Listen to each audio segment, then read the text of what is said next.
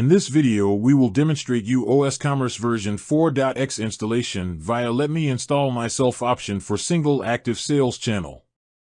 If you need to have the single active sales channel only while installing the osCommerce 4.x version on the osCommerce server via Let Me Install Myself option, first watch the video osCommerce version 4.x installation via Let Me Install Myself option for multiple sales channels and then watch this video.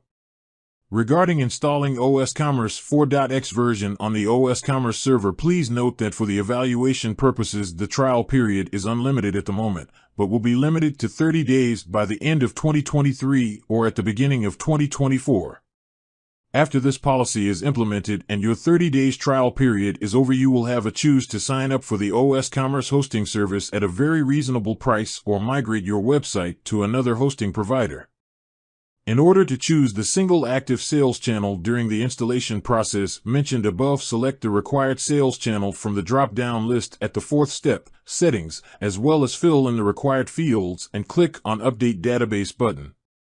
Here we choose single sales channel and the required theme as furniture. All other steps are the same to main installation, see corresponding video. This is out the one theme installed.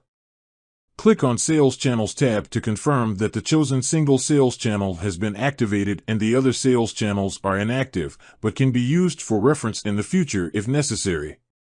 Our furniture sales channel is active, the other sales channels are inactive.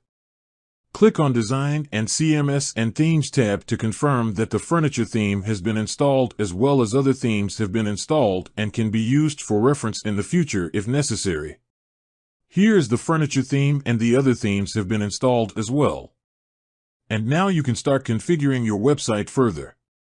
See the links to the videos below demonstrating the osCommerce version 4.x installation on your own server and install osCommerce for me option.